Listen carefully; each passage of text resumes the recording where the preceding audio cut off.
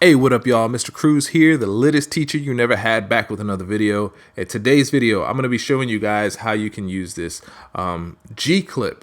All right, GClip in order to get your kicks to hit harder. So I had recently kind of came across GClip from watching a video over from Lifestyles did it.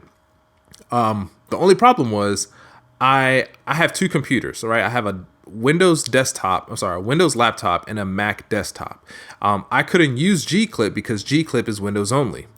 But I found in the Reason store and the Reason rack extension that it came with GClip, and since it comes with GClip as a rack extension, and since rack extensions are kind of the proprietary plugins for Reason, I was like, holy crap, what are the friggin' odds? What are the chances that, Reason would have a rack extension for a plugin that I was recently looking for? So I think I bought it for like $9 or $10, but I kind of wanted to give you guys a rundown on this and how I use it to get my kick to hit a little bit harder in this recent mix. All right, so right now it's being bypassed, so we're not hearing anything. Actually, even if I didn't bypass it, everything is kind of set to default, so it's not even going to matter. All right, so let's take a listen here.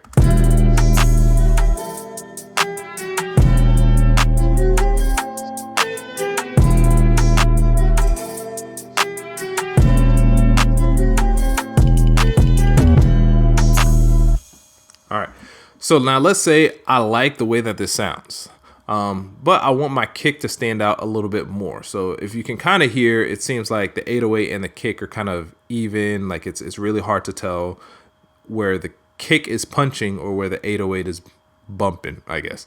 So I want to be able to turn my kick up a little bit louder, but the problem is if I do that, it's going to throw my mix off, because when I throw a limiter on it, actually, I think I already have a limiter on this right now, but the limiter is going to be overpowered, and then it's going to start pumping and being overly compressed when I turn my kick up, because usually in a hip hop beat, your kick and your 808 are like the loudest elements of that beat. So I'm going to use this in order to get my kick to stand out above my 808 without affecting the limiter. All right, so the way that I start it is I'm going to first start with this clip. So I'm going to play this kick all by itself. And what I'm going to do is I'm going to start turning down my clip. So my clip sets my threshold. So you can see here, right, our little window, our little display lets me know where the transients of the kick are. So I'm going to turn this down until I hear what I'm looking for. I'm looking to hear where it's not totally distorting the sound of the kick. Some distortion is good. And it depends on what kind of sound you're going for, but I don't want it to completely or totally destroy or distort the sound of the kick. I like the way the kick sounds in and of itself.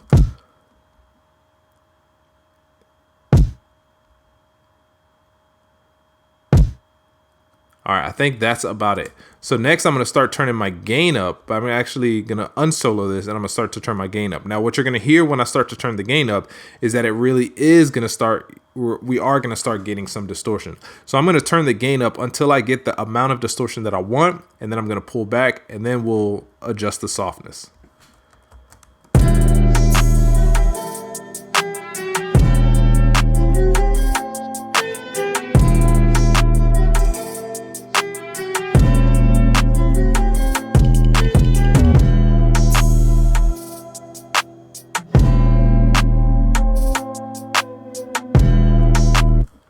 All right, so I like it there, and now I'm going to turn up the softness. So the softness is essentially just a curve, and it allows you to kind of not have such harsh distortion. It kind of glosses over it. I don't know the best way to put it, but I guess it's just kind of like if you've ever done any kind of carpentry work, where you kind of sand off or you round off the edge of a piece of wood or something that you've put, like, counter table or countertop or something. That's all the softness does, is it'll smooth over, it'll round off the edges where the distortion is taking place to kind of give it a more pleasurable, a more appealing sound, a more pleasant sound. I don't usually like the sound that a lot of softness brings into it, so I'm not going to turn up a whole lot.